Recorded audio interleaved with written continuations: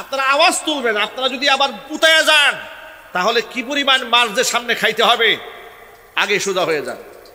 ইদানিং শুনতে পাচ্ছি যে বিএনপি জামাত এরা ভাগাভাগি হয়ে যাচ্ছে। আরে পাগলা, এত মাসটা নষ্ট হইল কেন? এখনো ভাঙনের সময় হয় নাই, আধিপত্য বিস্তারের সময় হয় নাই। আগে পায়ের তলা মাটি ঠিক করো। কথা বলেন ঠিক কিনা বলেন? দেশ তো এখনো পূর্ণাঙ্গ স্বাধীন হয় নাই, চক্রান্ত থেমে নাই।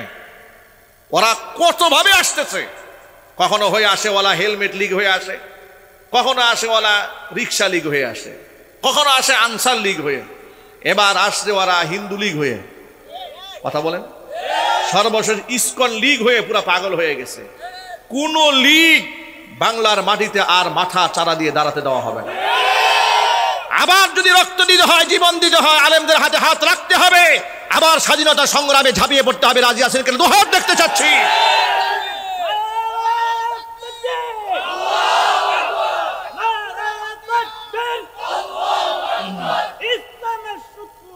ইসকন এরা বাংলাদেশে শুধু মুসলমানদের দুশ্মন নয়, এটা এই রাষ্ট্রেরই দুশ্মন। এরা স্বাধীনতারই দুশ্মন, আমাদের সার্বভৌমত্বের দুশ্মন। এরা প্রকাশ্যে বলে বলেছে যে চট্টগ্রাম এদেরকে দিয়ে ফেলতে। পাগলের মাথা নষ্ট হয়ে গেছে। এরা মনে করে যে ভারত আমাদের বিরাট রাষ্ট্র, এদেরকে তুড়ি মেরে উড়ায় দেওয়া যাবে। আর শোনেন, এদেশের মুসলমানেরা 2021 সালে নরেন্দ্র মোদী এই দেশের সুবর্ণ জয়ন্তী উপলক্ষে বাংলাদেশের মাটিতে তাকে দাওয়াত করে এনে চিফ গেস্ট বানিয়ে তাকে লাল গালিচা সংবর্ধনা দেওয়ার সিদ্ধান্ত গ্রহণ করলো স্বৈরাচারী। আলেমরা প্রতিবাদ জানিয়েছে। প্রতিবাদ জানানোর কারণটা কি? এই কোরআন শরীফের আয়াতখানা। কারণ আলেমরা যখন দেখেছে এই নরেন্দ্র মোদী হচ্ছে গুজরাটের সেই কসাই খনি, আমার অসংখ্য মুমিন মুসলমান ভাইদেরকে পাখির মতো গুলি করে হত্যা করেছে, মসজিদের মিনারের উপরের মধ্যে গেরুয়া পতাকা লাগিয়ে দিয়েছে, মসজিদের মিনারকে তারা ভেঙে গুড়িয়ে দিয়েছিল, এমনকি মসজিদটা পর্যন্ত ভেঙে দিয়ে সেই জায়গায় রাম মন্দির নির্মাণ করেছে। এমনকি এখনো পর্যন্ত আজকের এই দিন পর্যন্ত অসংখ্য ঘটনা এমন আছে মুসলমানদের বাড়িঘর বুলডোজার দিয়ে তারা ভেঙে দিচ্ছে। আমি অন দ্য রেকর্ড আপনাদের সামনে এখন দেখাতে পারবো, মুসলিমদের মসজিদের সামনে গিয়ে তারা ঢোল বাজানো শুরু করে দিয়েছে, কীর্তন গাওয়া শুরু করে দিয়েছে। মুসলমানদের সামনে, মুসলমানদের সাথে এত জুলুম, এত অবিচার, এত নির্যাতন যারা চালায়, আল্লাহর কসম সেই ব্যক্তির সাথে মুসলমানদের কোনো মোহাব্বতের সম্পর্ক থাকতে পারে না। আলেমদের ঐক্যবদ্ধ সিদ্ধান্তের কারণে এদেশে তারা নাক ডুবাতে পারে না। কারণ উলামা বিরোধী হোক, ইসলাম বিরোধী হোক আর রাষ্ট্র বিরোধী হোক, যে কোনো আগ্রাসনের বিরুদ্ধে সর্বপ্রথম আলেমরাই রুখে দাঁড়িয়েছে। কথা বলতে হবে, ঠিক কিনা জোরে বলেন? এই স্বাধীনতা সার্বভৌমত্ব রক্ষার জন্য আলেমরা যে পরিমাণ জেল খেটেছে, জরিমানা দিয়েছে, বাংলাদেশের ইতিহাসে কোনো সম্প্রদায়ের কোনো গোষ্ঠীর লোকেরা এত মাজলুম হয় নাই। এই রাষ্ট্রের জন্য আলেমরা যত বেশি মাজলুম হয়েছে। কথা বলেন? ইসকন এরা বাংলাদেশে শুধু মুসলমানদের দুশ্মন নয়, এটা এই রাষ্ট্রেরই দুশ্মন। এরা স্বাধীনতারই দুশ্মন, আমাদের সার্বভৌমত্বের দুশ্মন। এরা প্রকাশ্যে বলে বলেছে যে চট্টগ্রাম এদেরকে দিয়ে ফেলতে। পাগলের মাথা নষ্ট হয়ে গেছে। এরা মনে করে যে ভারত আমাদের বিরাট রাষ্ট্র, এদেরকে তুড়ি মেরে উড়ায় দেওয়া যাবে। কিন্তু এ কথা এরা আন্দাজ করে না যে পাকিস্তানের বিরুদ্ধে যে আমরা যখন লড়াই করেছিলাম তখন কিন্তু এই জাতি মোটামুটি নিরস্ত্রই ছিল, নিরস্ত্র ট্রেনিং প্রাপ্ত লোক ছিল না। একেবারে গ্রামগঞ্জের খেটে খাওয়া মানুষগুলো হাতে অস্ত্র ধারণ করেছিল। মাত্র 7 কোটি মানুষ যদি আধিপত্যবাদীদের বিরুদ্ধে নিজেরাও অস্ত্র হাতে তুলে নিয়ে লড়াই করতে পারে, এখন আমাদের সংখ্যা 20 কোটি ছাড়িয়েছে। বাংলাদেশের কোনো সাধারণ নাগরিক নাই, আমরা সকলে যোদ্ধা হতে প্রস্তুত আছি ইনশাআল্লাহ। কথা বলতে হবে, ঠিক কিনা বলেন? স্বাধীনতা সার্বভৌমত্ব রক্ষার জন্য, ইসলাম এবং মুসলমানিত্ব টিকায় রাখার জন্য যদি জিহাদের ডাক আসে, প্রস্তুত আছেন কারা কারা? দুহাত দেখতে চায়। আল্লাহ পাক যেন সকলকে কবুল করেন, জোরে করেন আমিন। আপনাদেরকে আর একটা কথা বলি, আমরা কথায় কথায় বলি না আমরা জান দিতে প্রস্তুত, জান দিতে প্রস্তুত, জান দিতে প্রস্তুত। এই কথার একটু পরিবর্তন হওয়া দরকার। এটা কেমন যেন আমরা নিজেকে দুর্বল করে ফেলতেছি। জান শুধু দিতে এসছি, কোরআন শুধু জান দিতে বলে নাই, কোরআন জান আগে নিতে বলেছে, পরে দিতে বলেছে। কোরআন মাজিদ থেকে একটা আয়াত থেকে রেফারেন্স শোনায় আপনাদেরকে আল্লাহ বলছেন, ইন্নাল্লাহা আশতারা মিনাল মুমিনিনা আনফুসাহুম ওয়া আমওয়ালাহুম বিআন্না লাহুমুল জান্নাহ يقاتلون في سبيل الله فيقتلون ويقتلون নিশ্চয় আমি আল্লাহ তাআলা খরিদ করে নিয়েছি মুমিন বান্দাদের কাছ থেকে তাদের জান এবং তাদের মাল বিআন্না লাহুমুল জান্নাহ বিনিময়ে তাদেরকে আমি জান্নাত দিয়েছি জানমাল খরিদ করার নিজামটা কি সিস্টেমটাকে আল্লাহ বলে দিচ্ছেন ইউকাতিলুনা ফি সাবিলিল্লাহ মুমিন বান্দারা লড়বে আমি আল্লাহর পথে ফায়াকুতুলুনা ওয়া ইউকতালুন এরপরে তারা মারবে এবং প্রয়োজনে তারা মরবে তাহলে মরে যাওয়ার কথা বলার আগে আল্লাহ পাক মারার কথা বলেছেন জোরে বলেন ঠিক কিনা শুধু মরতে বলেন না আল্লাহ যে বাতিল্লাহ তোদেরকে শুধু মারবে তোদেরকে জবাই করবে আর তোরা চুপচাপ বসে সুবহানাল্লাহ জিকির করবি আল্লাহ কোরআনে কোথাও বলেন নাই কোরআন মাজিদে আল্লাহ বলেছেন ওয়া আইদ্দু লাহুম মাসতাতাতুম মিন কুওয়া ওয়া মির রিবাতিল খাইল তুরহিবুনা বিহি আদুওয়াল্লাহি ওয়া আদুওয়াকুম আল্লাহ বলেছেন সামর্থ্য অনুযায়ী তোমরা শক্তি সঞ্চার করো আইদ্দু লাহুম মাসতাতাতুম মিন কুওয়া ওয়া মির রিবাতিল খাইল আগে ছিল ঘোড়া জিহাদের অস্ত্র পাথে এই জন্য আল্লাহ ঘোড়া প্রস্তুত করত বর্তমানে এটাকে বলতে হবে তোমরা মিসাইল প্রস্তুত করো ঠিক কিনা বলেন আওয়াজ নাই কেন আপনাদের আমাদের হাতে অস্ত্র থাকলে আমাদেরকে জঙ্গি বলে আচ্ছা আমাদের মসজিদে কি কোনো অস্ত্র আছে কিন্তু রাখার দরকার আছে এই যে মসজিদের সামনে মেহরাব আছে না ভাই আওয়াজ দিয়ে বলেন মেহরাবের কাজ কি ইমাম সাহেব বসে শুধু সুবহানাল্লাহ বলবে মেহরাব শব্দের অর্থ কি বলেন মেহরাব হারবুন থেকে এসছে মেহরাব মানে হচ্ছে অস্ত্রের কারখানা অস্ত্রের গুদাম যেখানে অস্ত্র রাখবেন অস্ত্র রাখা জায়গা মুসলিমদেরকে এমন ভাবে জিহাদ থেকে বিমুখ করা হয়েছে যে অস্ত্র তলোয়ার জিহাদ জীবন দেওয়া জীবন নেওয়া এগুলো আলোচনা করাও যেন একটা অপরাধ হয়ে দাঁড়িয়েছে জিহাদ শব্দ বললেই জঙ্গি তকমা লাগিয়ে দেয় অথচ যে ইসকনের সদস্যদেরকে স্বৈরাচারীরা বিগত 16 বছর লালন করেছে পালন করেছে ওদের এক একটা ইসকনের মন্দির মধ্যে ঢুকলে যে পরিমাণ অস্ত্র পাবেন আপনাদের মনে হবে না এটা কোনো মন্দির মনে হবে এটা কোনো সেনা ক্যাম্প অর্থাৎ চিৎকার দিয়ে বলেন ঠিক কিনা বলেন এক একটা ইসকনের সদস্যদের হাতে এত পরিমাণ অস্ত্র আছে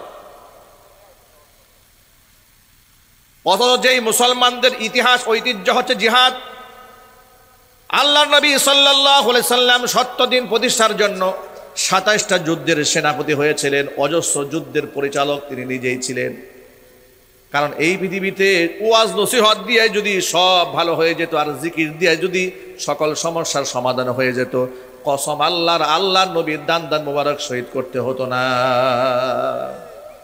এখন আমরা আলেমরা হয়ে গেছে স্বার্থবাদী আমাদের অবস্থা এমন হয়েছে এমন কথা বলতে হবে যে কথা বললে সবাই খুশি কথা বলেন এমন একটা নিজাম হয়ে গেছে এমন কথা বলতে হবে যে কথা বললে সবাই খুশি এমন কথা বলা যাবে না যেটা বললে সবাই কষ্ট পায় কিছু কিছু লোক তো এমন আছে যদি জিজ্ঞেস করি ভাই এত কিছু হয়ে যাচ্ছে আপনি কিছু বলেন না বলে হিকমা অবলম্বন করছি আরে বাবা উনি করছেন ভণ্ডামি নাম দিয়েছে হিকমা তো কোন হিকমা আপনি অবলম্বন করলেন আপনি এমন কোন হিকমা অবলম্বন করলেন আপনি হিকমত শিখেছেন কার কাছ থেকে এই হিকমত তো আল্লাহ রসুল শিখান নাই এই পৃথিবীর জন্য আল্লাহর নবীর চাইতে বড় মডেল আর কেউ আছে চিৎকার দিয়া বলেন আছে আপনি তো হিকমা অবলম্বন করেন নাই আপনি নিফাকি অবলম্বন করেছেন আপনি মুনাফিকি ঢাকার জন্য হিকমা তকমা লাগিয়ে দিয়েছেন আমি হিকমতের মধ্যে আছি কোন হিকমতের মধ্যে আপনি আছেন একজন মুসলমানকে প্রকাশ্যে জবাই করা হয় আপনি আলিম হয়ে কোনো কথা বলেন না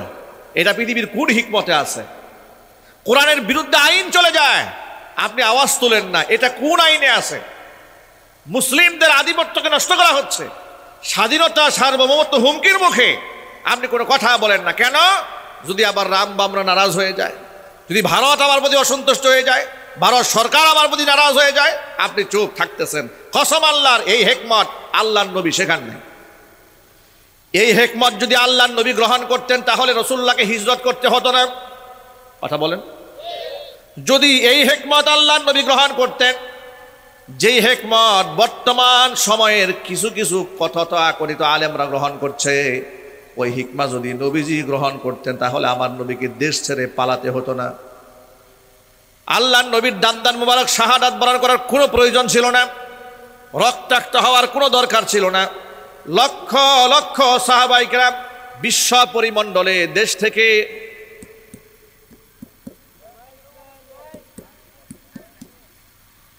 কারেন্ট আসছে?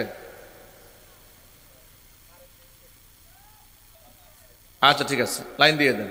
ও আচ্ছা, এই জন্য আওয়াজ প্রবলেম করতেছিল, মানে আপনার পাচ্ছিল না তো, কারেন্ট ফ্রিকোয়েন্সি পাচ্ছিল না ঠিক মতো।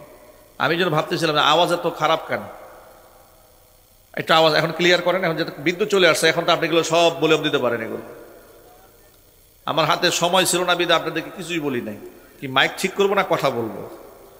তাহলে আমি এভাবে কথা কখনোই বলি না, আগে মাইক ঠিক করি এরপরে কথা বলতে। ভাইরা, তাহলে হিকমতের নামে চুপ থাকার কোনো সুযোগ আছে? কথা বলেন আপনারা। হিকমতের নামে চুপ থাকার, অন্যায় মেনে নেওয়ার, বরদাস্ত করার কি কোনো ফর্মুলা কোরআন হাদিসে আছে? নাই। বরং কোরআন হাদিসে কি আছে শোনেন। কোরআন সুন্নাহর মধ্যে আছে, মান রাআ মিনকুম মুনকারান ফালিয়ুগাইয়িরহু বিয়াদিহি। চোখের সামনে যদি অন্যায় কিছু দেখো, ক্ষমতা থাকলে হাত দিয়ে প্রতিবাদ জানাও, হাত দিয়ে সেটাকে তছনছ করে দাও, ভেঙে দাও। ফাইল্লাম ইয়াস্তাতি, যদি হাত দিয়ে করার ক্ষমতা না থাকে, ফাবিলিসানি, মুখ দিয়ে বলো। মুখ দিয়েও যদি প্রতিবাদ জানাতে না পারো, ফাবিকালবিহি, অন্তর দিয়া পরিকল্পনা আটো। অনেকে এখানে তর্জমা করে অন্তর দিয়ে ঘৃণা করো না, এটা ভুল তর্জমা। অন্তর দিয়ে ঘৃণা করার কথা কোথাও লেখা নাই, অন্তরে পরিকল্পনা আটতে হবে এটাকে ধ্বংস করার জন্য। অন্তরে যদি পরিকল্পনা আটেন, এটা হচ্ছে ওয়াদালিকা আদআফুল ঈমান, এটা হচ্ছে ঈমানের মধ্যে সবচেয়ে দুর্বলতম স্টেজ।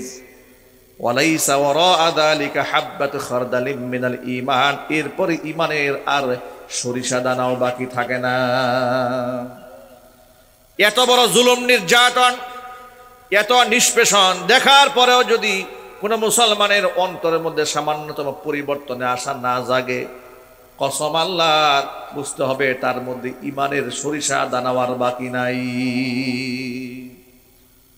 বিগত বছরগুলোতে এই দেশে আলেমদের উপর যে পরিমাণ টর্চার হয়েছে, যে পরিমাণ নির্যাতন হয়েছে, যে পরিমাণ কষ্ট এই দেশের মুসলিম আলেমদেরকে দেওয়া হয়েছে, আপনারা একটু চিন্তা করেন আলেমদেরকে কেমন অপমান করা হয়েছে। ফাঁসির কন্ডেম সেলের মধ্যে আলেমদেরকে বন্দী করে রাখা হয়েছে বিনা অপরাধে। কথা বলেন। বিনা অপরাধে আলেমদেরকে ফাঁসির কন্ডেম সেলে রাখা হয়েছে।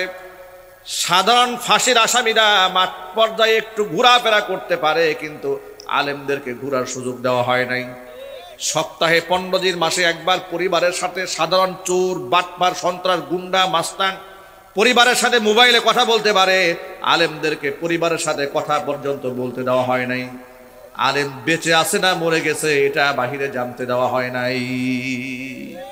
কি অপরাধ ছিল আলেমদের? তারা কি করেছিল?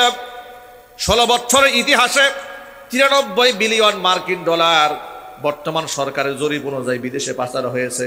যারা বিদেশে টাকা পাচার করেছে ওই তালিকার মধ্যে একজন আলেমের নাম আছে। একটু জোরে বলেন।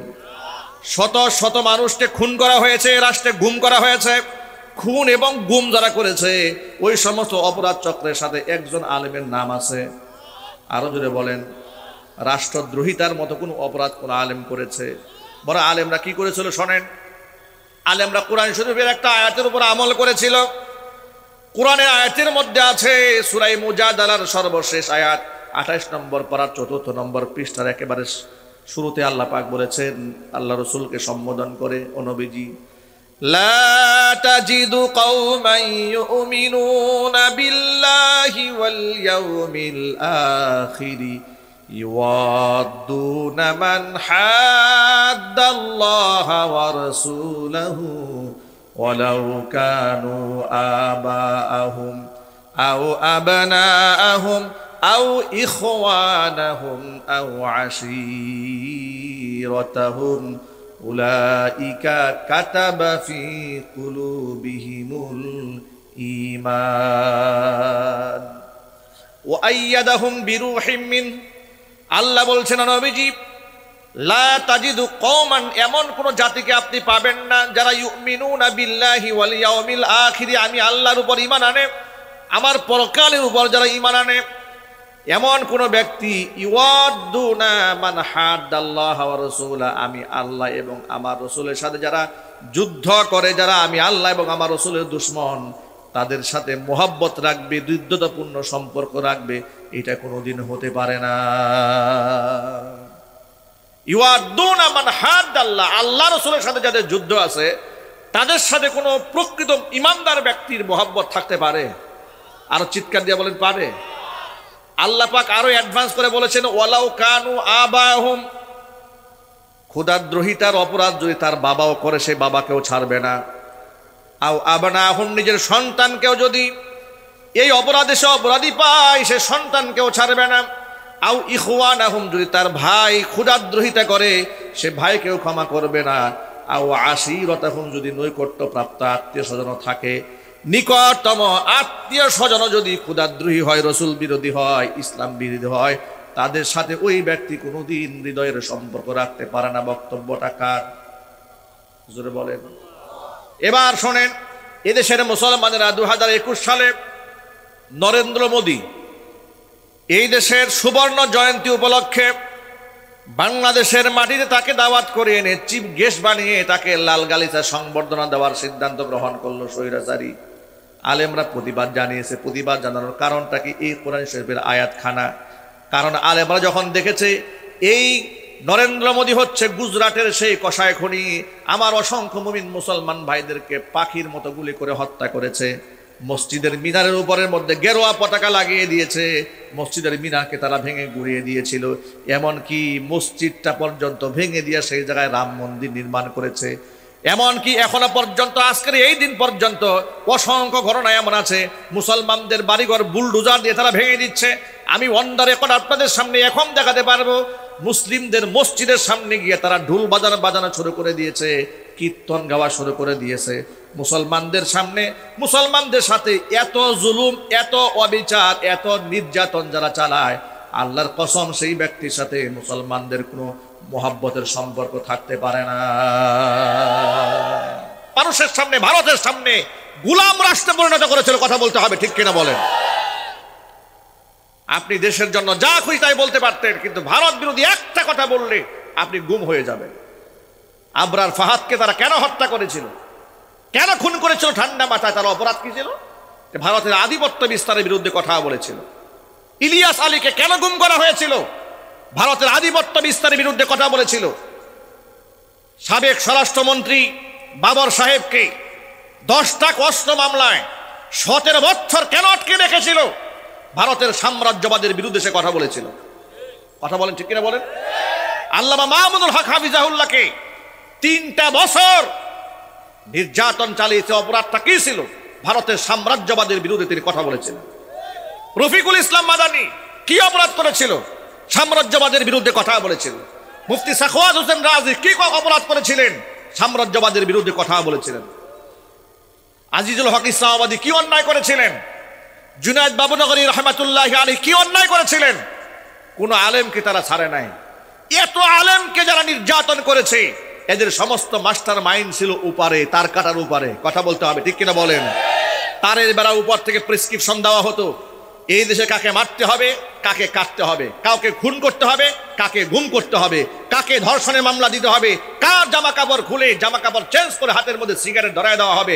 সমস্ত প্রেসক্রিপশন বাস্তবায়ন করা হতো বাংলাদেশে, কিন্তু তৈরি করে দেওয়া হতো ইন্ডিয়া থেকে, রয়ের কাছ থেকে দেওয়া হতো। কথা বলতে হবে, ঠিক কিনা? এগুলার বিরুদ্ধে আলেমরা কথা বলেছে। এই জন্য আলেমরা খুব খারাপ হয়ে গিয়েছিল।